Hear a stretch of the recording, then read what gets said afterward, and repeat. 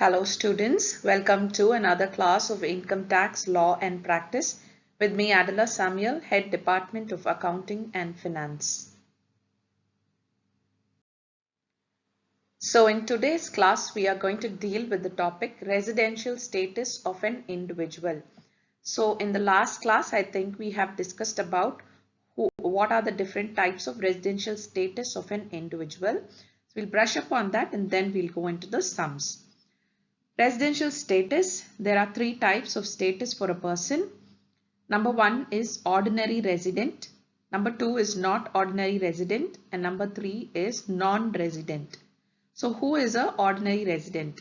If an individual fulfills any one condition and both the additional conditions, then he is an ordinary resident. Not ordinary resident is a person who fulfills one condition and one or no additional conditions, then he becomes a not ordinary resident.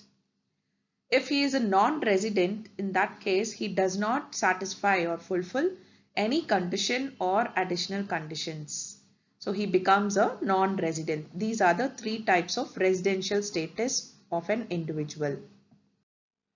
So when we talk about basic and additional conditions, to become a resident or a non-resident or a not ordinary resident, what are these conditions? So the conditions to satisfy are basic conditions and additional conditions, two types of conditions. So first we'll see what are the basic conditions. Number one is a person must be an Indian for a period of 182 days. An Indian in the sense he must be inside India for a period of 182 days or more during the relevant previous year. Another basic condition that is there is he must be in India for a period of 365 days during the 4 previous years, and he must be in India for 60 days during the relevant previous years. So either of these two conditions, any one condition if he satisfies, he will qualify to become a resident. Now, once he finishes satisfying one of these basic conditions, we have to check if he is satisfying the additional condition.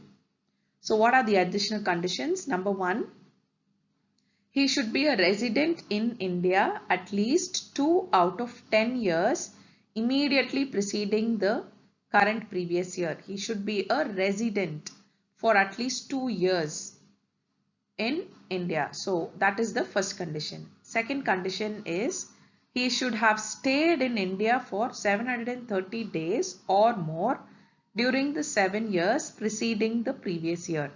So these are the two additional conditions given, and a resident should satisfy both these conditions. So if suppose a person is able to satisfy one of the basic condition, he can be a resident. The second thing we have to check is the additional condition. So if a person is able to satisfy both the additional condition, he will become a resident. If he is able to satisfy only one condition, then he'll become a not ordinary resident. Now, what in case of non-resident, he will not be able to satisfy the basic condition itself. Then he becomes a non-resident. These are the conditions in case of residential status. So now we are going to start off with the sums based on the residential status. Problem number 1. Mr. Kamal gives the following information regarding his stay in India. Determine his residential status for the assessment year 2020-21. So they have given us the financial years and the number of days of stay inside the country.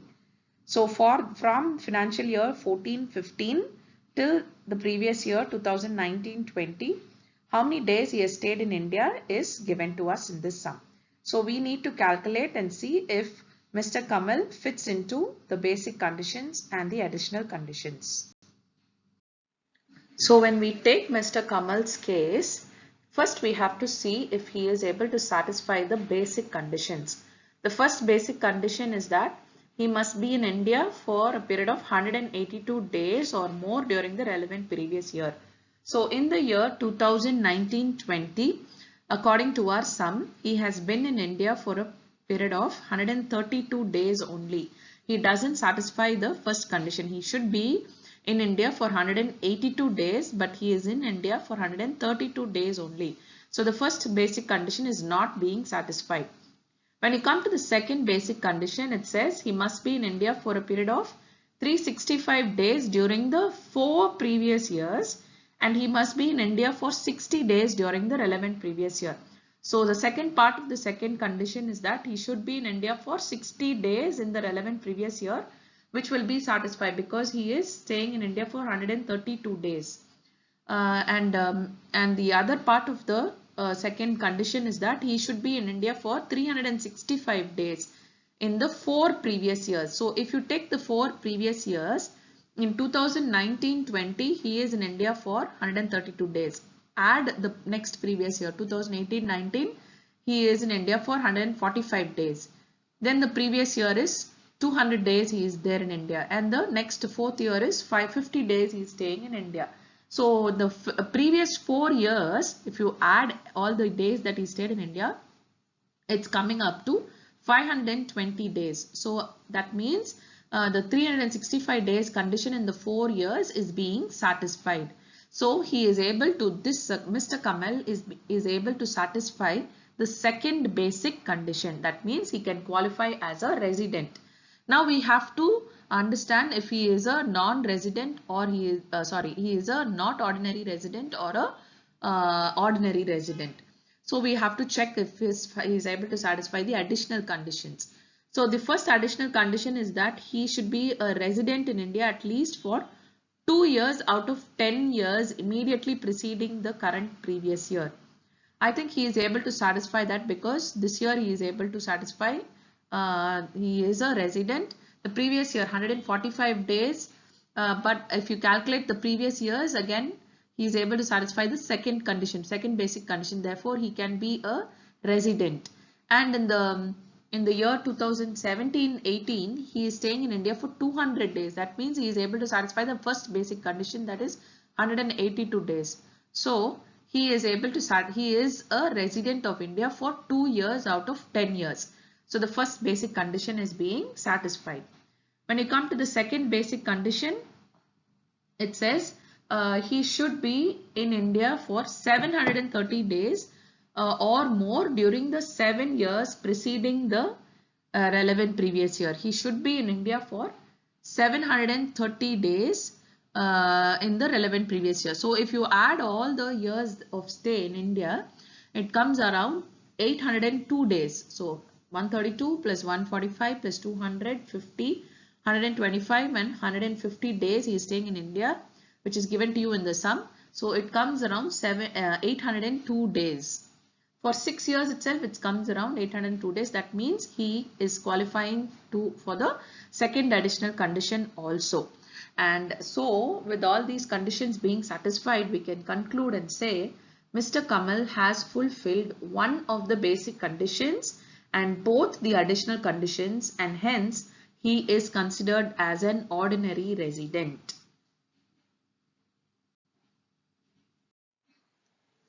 Now we move to the second problem.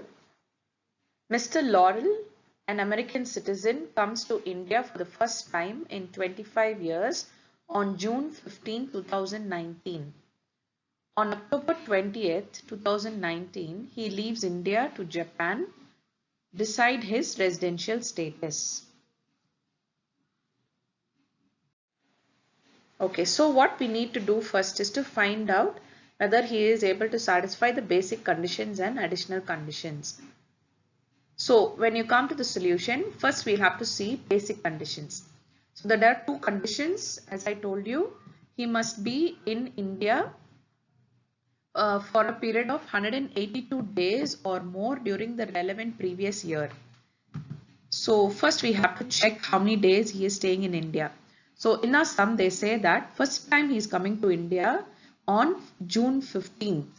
So from June 15th he is staying in India and he leaves India again on October 20th in the same year. So we have to calculate how many days he is living inside India. So June 15th he comes. So from June 15th to June 30th there are 16 days. So you add 16 days in June. In July there are 31 days, August 31 days, September 30 days, and in October he leaves on the 20th. So you'll have to calculate from till the 20th.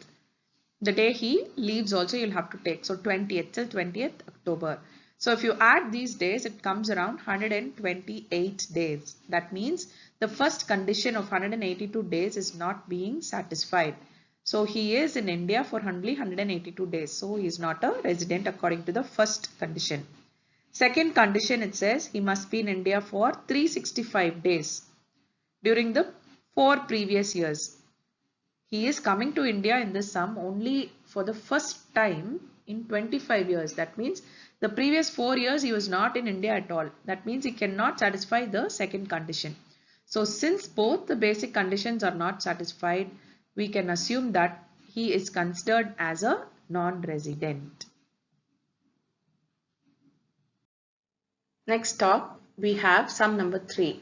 Mr. Shad came to India for the first time from America on 30th June 2013. He stayed in India for 3 years and left for Japan on 1st July 2016.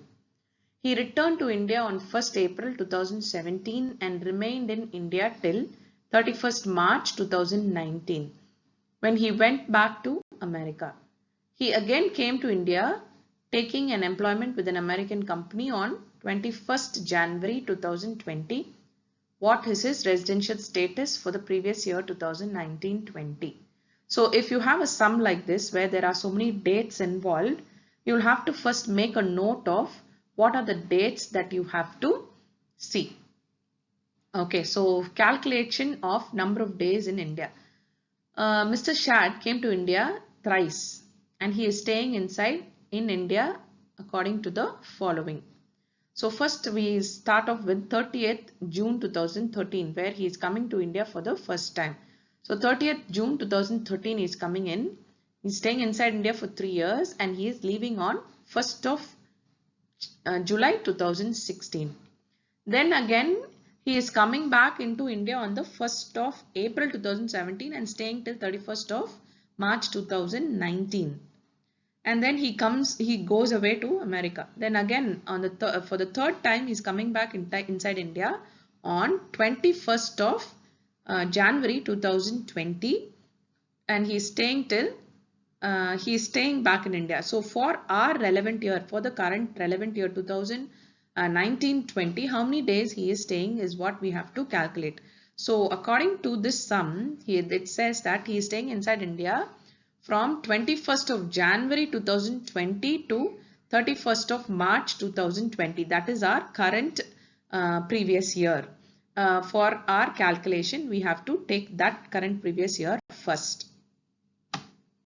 So when we are taking the current previous year, and we also said that he is staying inside India from 21st of January. So in January from 21st till the last 31st, there are 10 days. So you take 10 days first in January. Then in February, it's because 2020, we're taking 29 days in February and 31 days in March. That means he stayed inside India for 70 days in the current previous year. So the current previous year starts from 1st of April 2019 till 31st of March 2019. Okay, but this person comes inside India only on January 21st. So only from January 21st we have to calculate. That means he is staying inside India for only 70 days.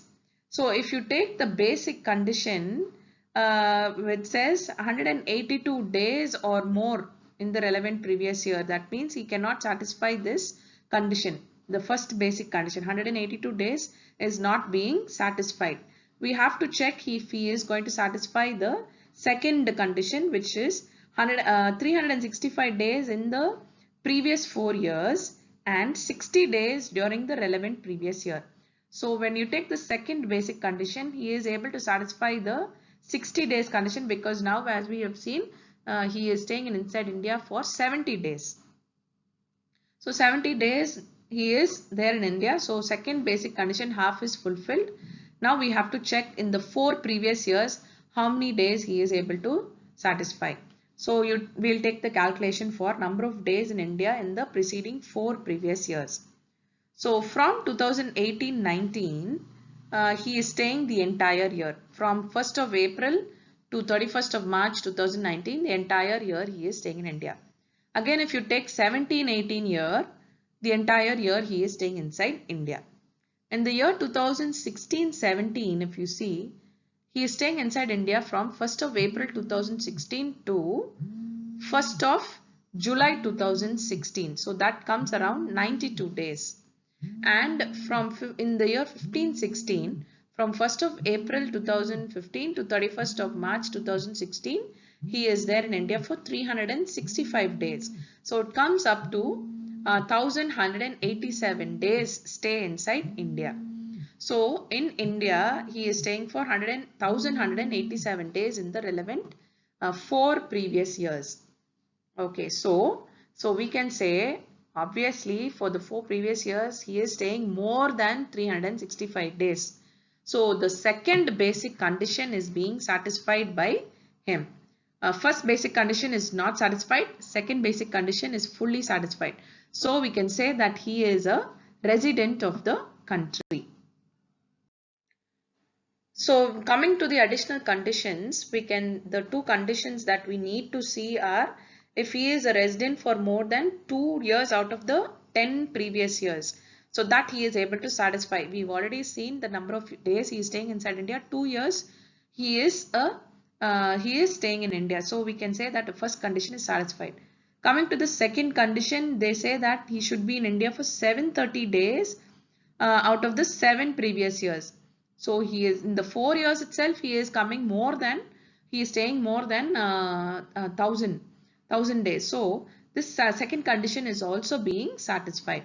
So we can say that because he is satisfying both the additional conditions, we can conclude and say that the basic condition and both the additional conditions are fulfilled by Mr. Shad, and so we can say that he is an ordinary resident. So this is how you have to calculate whether the person is a ordinary resident, a not ordinary resident, or a non-resident.